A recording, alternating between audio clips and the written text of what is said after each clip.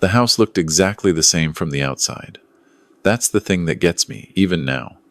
I pulled into the driveway after 11 days away, and everything looked perfectly normal. The mailbox was by the road. The oak tree in the front yard had dropped a few leaves onto the lawn. My father's old Ford pickup was parked exactly where it always sat, slightly crooked, the way he'd parked it for 30 years because the driveway had a crack he never bothered to fix. Everything looked fine. I remember sitting in my car for a moment before going in. I was tired from the drive 7 hours from Raleigh, and I was trying to decompose before I walked through the door. My wife, Carol, had told me to take a breath before I went in. She knew how these trips affected me. She knew how hard it was to be away from my father for that long, especially with his condition. My father had been diagnosed with Parkinson's disease 2 years earlier. Nothing severe enough to require a full-time nurse. Not yet, but enough that he needed help. Help with medications. Help with meals. Help getting up in the morning and getting to bed at night. He was 78 years old and stubborn as a fence post, but his hands shook badly enough now that he couldn't always hold a cup of coffee without spilling it. He would never admit that to anyone, but I'd seen it. I'd seen the way he gripped things tighter than he needed to, like he was fighting his own body every single moment. I was the one who helped him. I'd moved back to Millbrook, Tennessee 3 years earlier specifically for that reason. Gave up a good management job in Raleigh. Carol and I rented out our house there and moved into a small place 4 miles from my father's house on Crescent Ridge Road. It was the right thing to do. He'd raised me alone after my mother passed, worked double shifts at the mill for years so I could have what I needed. Taking care of him wasn't a burden. It was just what you do. My brother Dennis was a different story. Dennis was 4 years younger than me.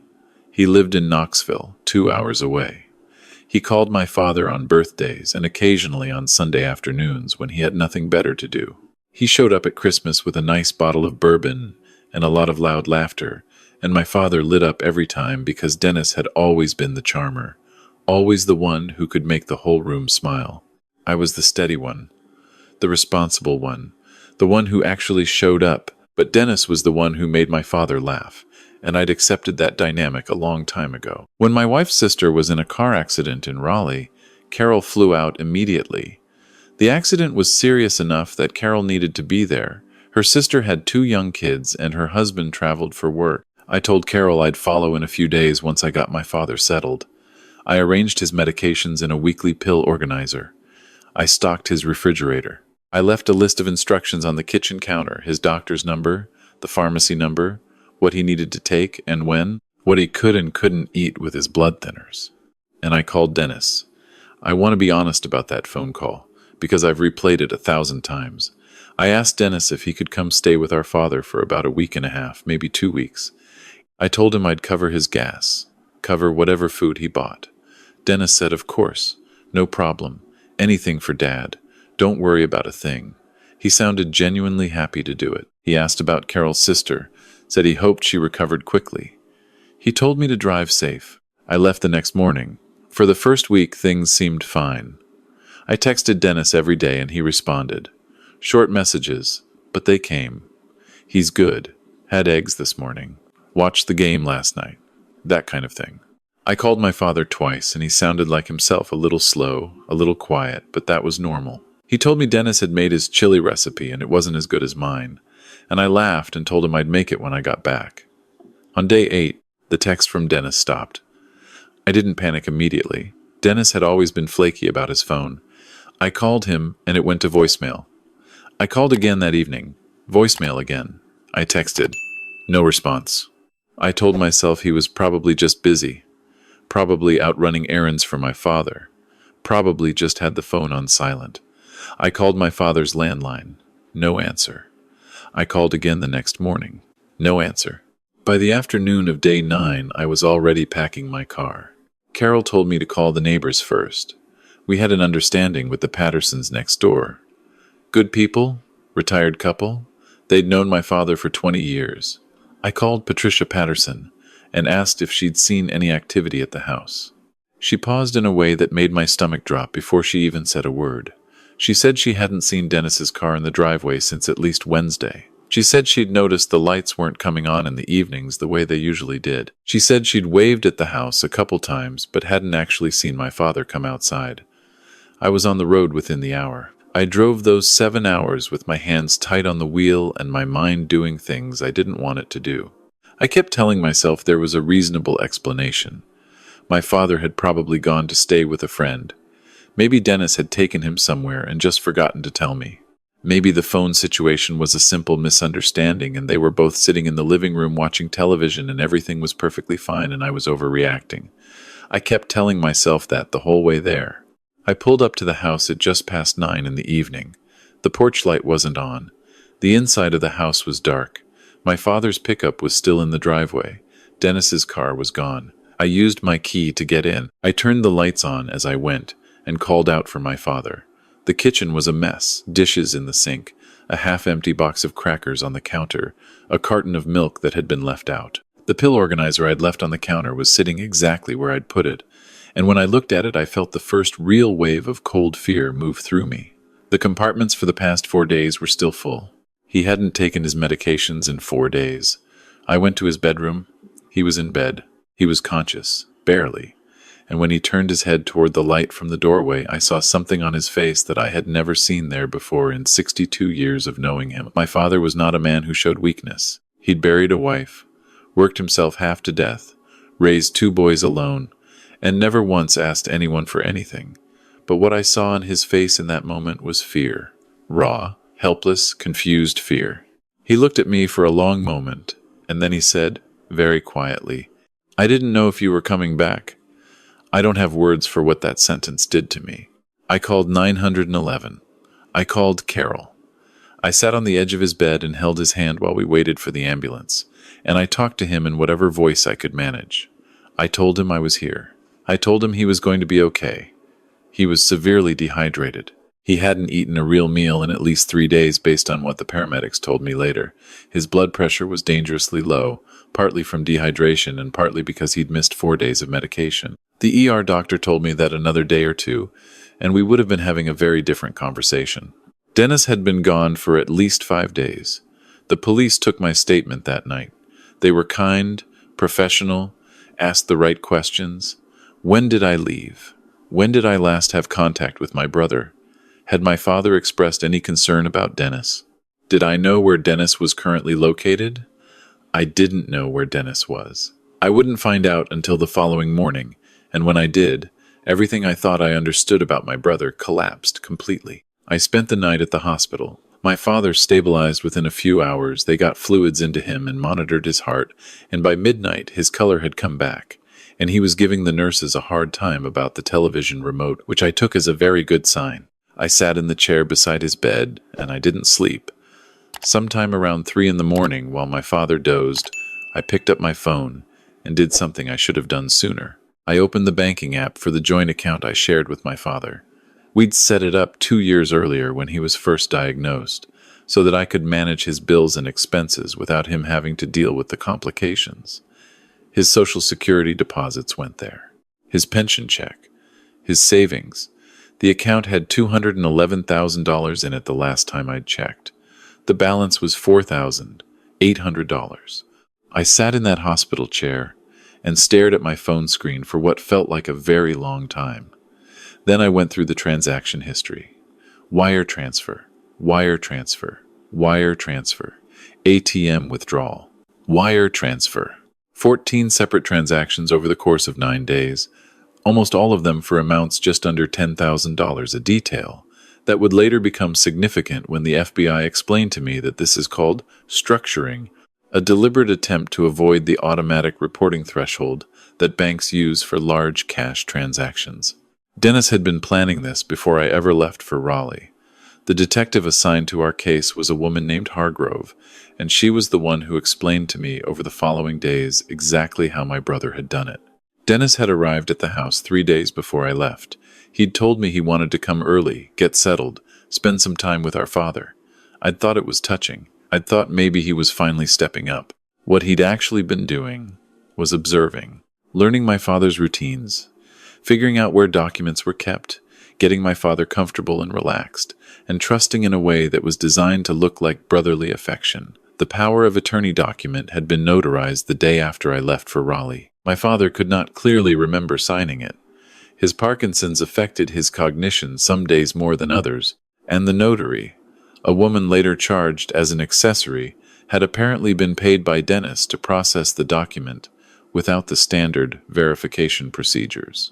My father, medicated and trusting and believing completely that his son would never hurt him, had signed something he didn't understand, while Dennis sat beside him and told him it was just routine paperwork, just something to make things easier for all of us while things were in flux.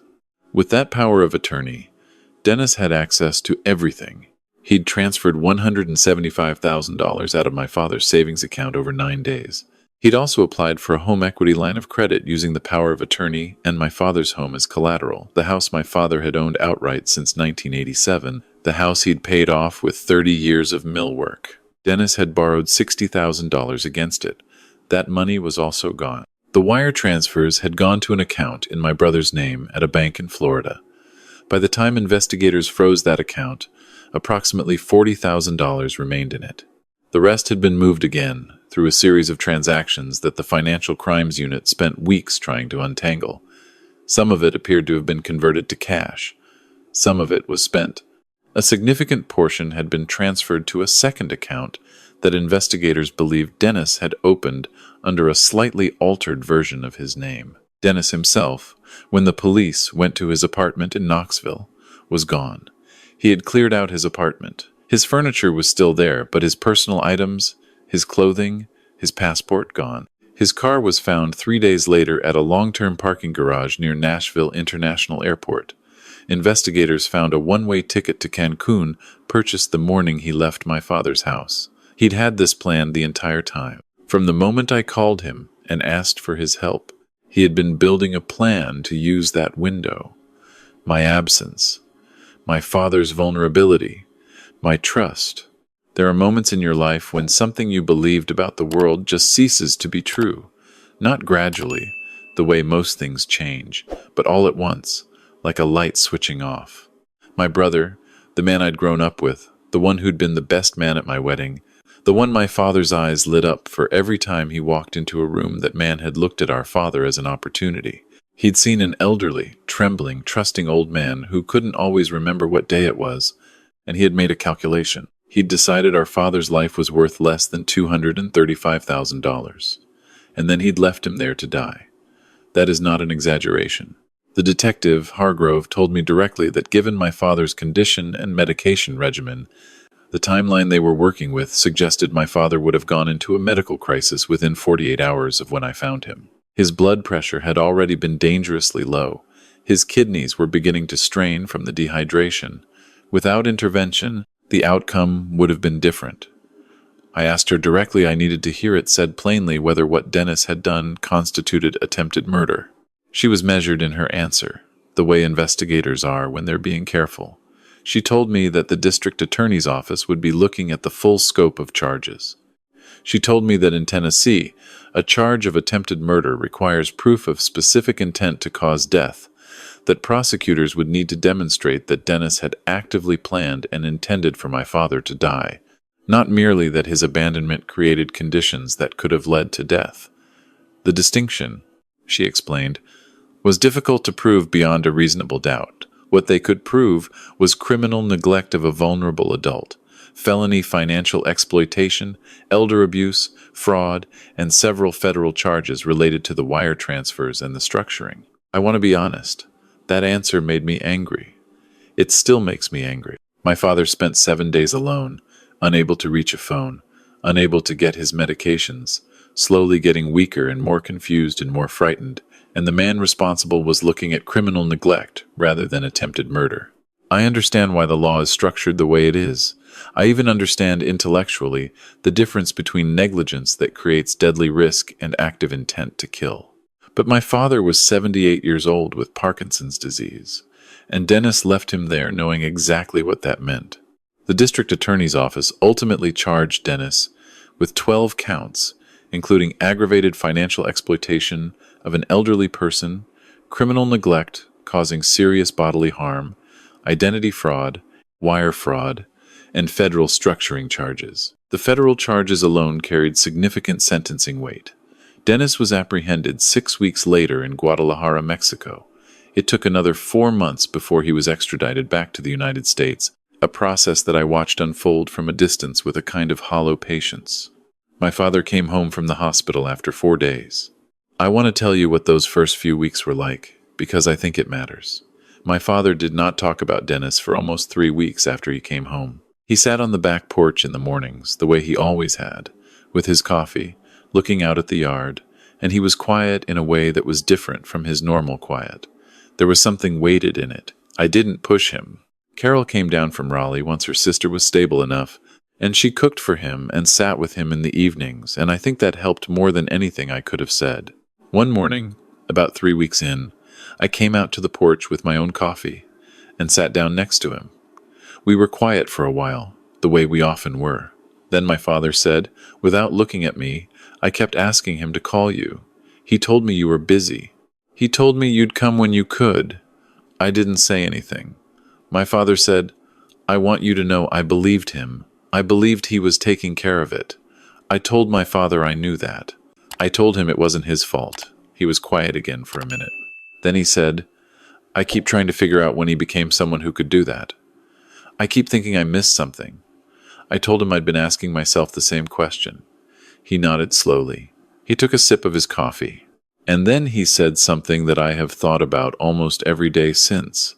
I don't think you miss it. I think some people just decide. He tapped his temple with one finger. They decide. And once they decide, it was always going to happen. I don't know if he's right about that. I've spent a lot of time thinking about Dennis, about the loans he'd mentioned over the years that never quite materialized into explanations, about the hints of financial stress he'd dropped, and then walked back, about the way he'd asked me twice in the year before everything happened whether I knew what our father's estate was worth. I'd thought he was just being practical. I'd thought he was thinking about the future the way reasonable adults do. Maybe the decision was made long before I made that phone call. Maybe I just provided the opportunity. The civil case moved faster than the criminal case in some ways. Our attorney, a woman named Bridget Callahan in Nashville, who specialized in elder financial abuse, filed suit against the notary who had processed the fraudulent power of attorney, against the bank that had failed to flag the structuring pattern in the wire transfers, and against Dennis personally.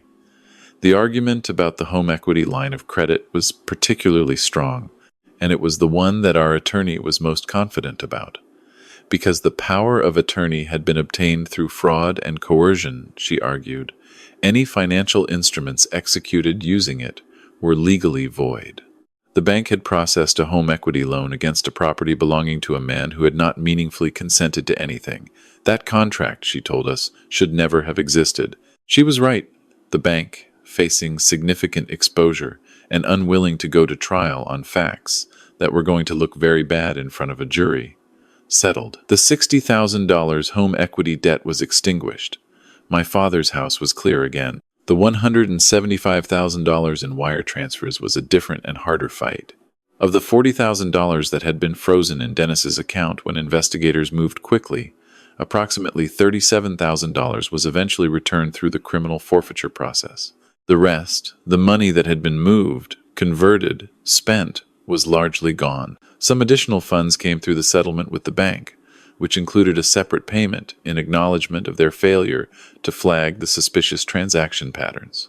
In the end, my father recovered somewhere between $85,000 and $90,000 of the $175,000 that had been taken.